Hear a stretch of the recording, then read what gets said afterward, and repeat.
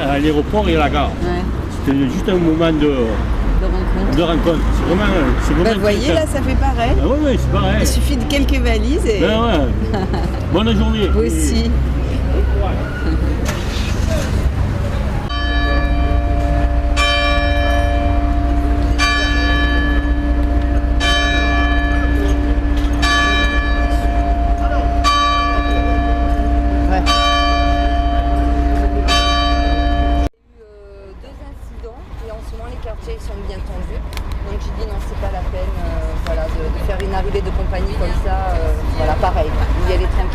Donc je me suis rabattue là parce que si dans 15 jours je vais venir faire des trainings dehors, il y a Audrey qui a une école de danse, la D12, qui vient d'ouvrir là juste derrière. Et du coup c'est une place que je connais également et ça faisait sens aussi de se poser là parce que dans 15 jours je reviens bosser ici. Après je la connais, elle me semble bien voir les propriétés des gens qui stagnent, ça je le savais, des voitures qui passent. Est-ce qu'il y a des places aussi où il ne se passe rien? Oui, après ce qui est compliqué c'est qu'elle est archi bruyante elle est très bruyante, ouais. Et par contre elle est intéressante par rapport aux personnes qui sont là ouais. et à ce qui est dit, mouvement et tout ça. Ouais. Mais c'est pour ça que je me posais la question du lieu parce que je trouve qu'en même temps il pose beaucoup de contraintes. Ouais.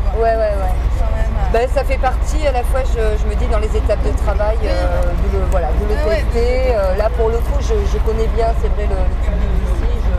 Pour y avoir habité, pour y avoir beaucoup travaillé, là, de un peu de partout.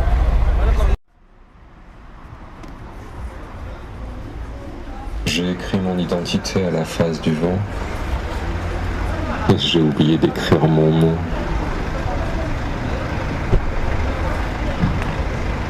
Le temps ne s'arrête pas sur l'écriture, mais il signe avec les doigts de l'eau.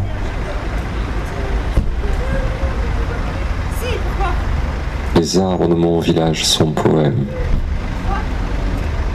Ils trempent leurs pieds dans les encriers du ciel.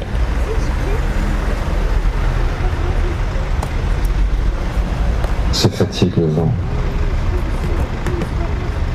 Et le ciel déroule une note pour s'y étendre.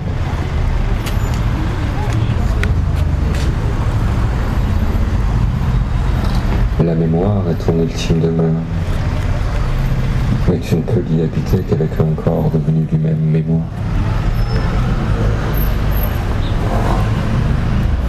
Dans le désert de la langue, l'écriture est une ombre où l'on s'y abrite.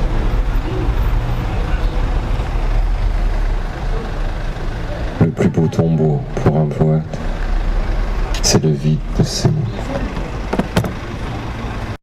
Et l'année dernière, on a travaillé sur des immersions. On s'immerge dans un lieu. Je crée vraiment par rapport au lieu. Je fais des fleurs, son architecture, des gens et tout. Et ensuite, on s'est dit, on va en extraire quelque chose de ce spectacle, de ces performances, pardon. J'avais envie d'en extraire quelque chose. Et donc, du coup, j'ai un peu travaillé à l'envers, c'est que j'avais plein de matière.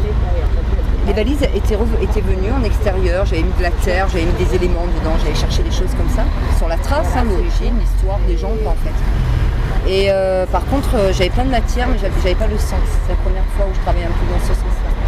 Et du coup, pendant tout l'été, j'ai cherché qu'est-ce que je vais faire avec toutes mes matières. Et c'est là où je me suis dit, ok, et bien sûr que ça résonnait en moi. Passer des événements politiques, voilà, je suis pas imperméable. Et à un moment donné, je me suis dit oui, la thématique de la traversée me semble juste parce qu'en effet, c'est un acte physique, une traversée. Donc ça reste dans mon corps de métier, quoi. Pas parler d'exode, de voyage, ça c'est plus que des idées, mais des événements. Alors qu'une traversée, ça résonne dans un acte physique. Et du coup, c'est ce que j'essaie là de mettre en place, de traverser le lieu, traverser le mur, traverser les valises et avec et du coup d'embarquer les gens pour cette traversée complètement. Donc évidemment que ça résonne par rapport aussi à ce qui se passe, etc. Mais ouais, je l'assume complètement. Ok. Après, là il y en a combien? On en est à 2, 4, 5, une petite dizaine. Quand il y a les grosses, c'est les grosses, ouais, 15. Je les ai pas toutes emmenées, mais il y en a encore un peu plus. Ça fait vraiment une masse quand même de valises quand tu débarques. Mais cette place-là, je l'ai vraiment pas trouvée facile du tout. Parce qu'en fait, même les valises, à la place quand on avait travaillé donc dans le 15e à Saint-Antoine, à la place Canova. Tu arrivais, tu voyais que ça, les valises, c'est une place tout en long, blam, elles étaient très présentes. présente parce qu'il y avait vraiment un espace vide. Ici, il n'y a aucun espace vide en fait. Il y a le bar d'un côté, tous les plots de l'autre, le verre de l'église, tu vois. Et vas-y, dessiner. Moi, où j'ai senti là qu'on commençait à exister, c'était là, dans le mur en fait, parce que là, ça y est, il y a un endroit à peu près, tu vois. Tellement de choses qui se passent en même temps. Et là, j'ai senti qu'on commençait à exister. Mais là, toute la semaine, j'ai buté à comment traverser, comment exister dans cette traversée, pas se faire absorber par. C'est intéressant, mais la barre était assez haute, quoi. Vous étiez 3 danseurs, en même temps ça mène un contraste avec la réalité. Ouais. Je crois qu'on va forcer encore sur la lenteur. En effet, le déplacement, au contraire, parce qu'il se passe trop de choses, quoi. Il y a trop de choses. Ouais. Et puis elle est compliquée parce qu'en fait, je pense que c'est l'extension d'une rue. C'est pas vraiment une place. Tu vois, je cherchais un mur quand je suis arrivée. Je suis mur, c'est pas simple. Il n'y a aucun mur vraiment vide. Voilà, quoi. Donc voilà, elle m'a bien mis les bâtons dans les roues directement en fait. Quoi. Et pourquoi vous avez choisi cette place justement? Je disais, par défaut, oui et non, je la connais. Oui. Je savais qu'elle réunissait des flux, transport, gens qui stagnent, voilà, qu'elle était vivante. Ça c'était plus encore que Cadena finalement. Et puis parce que dans 15 jours je reviens donc avec Audrey, je vais être en résidence, donc je vais refaire des trainings à la rue ici et je vais être en résidence à l'école des 12 et du coup ça a fait tilt quoi. Plutôt que de partir sur une place que je connaissais pas, que j'avais pas identifiée, on se pose là et dans 15 jours on revient là. Donc du coup pour les gens du quartier c'est cool aussi parce que là dans 15 jours, tous les matins je vais faire des trainings dehors, je vais travailler dedans après mais je vais faire les trainings dehors, donc voilà, ça commence un peu à résonner. Donc je savais qu'elle était vivante, mais pas à ce point. Du coup, même pour toi, si c'était une expérience aujourd'hui, tu l'as proposée sous forme de happening, c'est-à-dire que tu n'as mis, à part les valises, aucun signe explicatif de ce qui est arrivé. À part les gens, on a beaucoup parlé avec les gens. D'accord. Et c'est prévenu par les réseaux sociaux. Et c'est vrai que j'ai pas amené d'affiches, tu vois, spontanément. J'ai pas amené d'affiches. Et je préfère que ça se fasse un peu en 12D.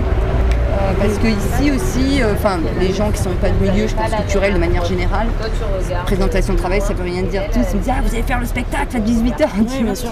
Donc du coup, je préfère que ça se fasse un peu comme j'aimerais que ça se passe, c'est-à-dire pof, ça émerge, que ce soit pas un truc qu'on attend forcément. C'est ce que tu fais d'habitude Ici, ça te met dans cette situation, tu le vis comme ça ici ou c'est quelque chose que tu Non, l'émergence du spectacle, oui, toujours. Même quand je travaille, il y a un spectacle que je fais à l'intérieur, on commence dehors. Donc il y a toujours ce passage-là qui me plaît beaucoup de comment on passe au moment où c'est spectaculaire, quoi. Et en fait, c'est de ma manière de travailler de jamais annoncer le truc. Toujours, et bien ça y est, en fait, on y est déjà, quoi. Donc du coup, j'ai commencé à danser et les messieurs qui commencent à me dire mais elle danse, ça y est, et tout. Et voilà. J'ai l'impression, moi, que ça met les gens moins mal à l'aise que quand on leur dit il va y avoir un truc, quoi. Voilà, là, ça se fait, ça y est, ils y sont déjà et nous aussi, quoi. Il y a un côté comme ça. Donc non, finalement, je le fais beaucoup, ça.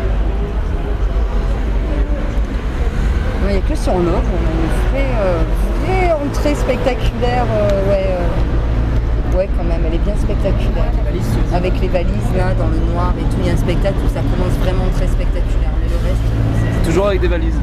Alors non, du coup, je disais, non, pas toujours avec des valises, pas tous les spectacles, mais Love, celui qu'on partage sur scène, qui est un spectacle jeune public, Love ou Comment vivre sans eux, il a les valises. Et en fait, je me rends compte, ça fait 2 ans que je tourne autour des valises. Je les ai quand même déplacées un peu de partout et elles reviennent.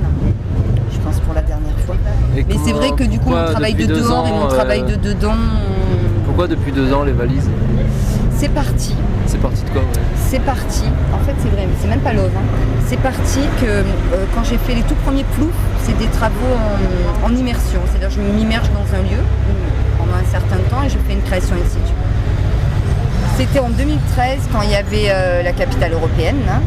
Et sur la place Bargemont, il y avait des magnifiques sculptures de personnages à moitié vides, avec des valises.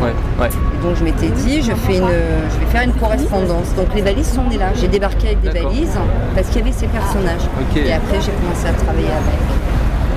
Et toi, ça te fait écho en quoi? C'est vraiment par rapport à ces personnages, à cette rencontre avec ces personnages, ou par rapport à ton histoire, ton vécu personnel, il y a Non, je travaille énormément sur l'identité. En fait, je me rends compte que depuis 10 ans de compagnie, tous les spectacles, ils tournent autour de cette thématique de l'identité.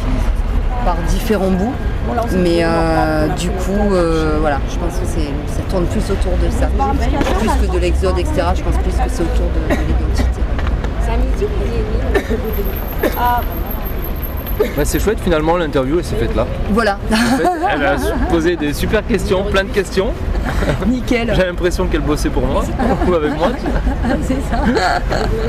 Nickel. Ouais. Ça, il n'y a pas à redire. Ouais, c'est C'est cool que tu aies pu passer aussi. Ouais. Tu as repris, toi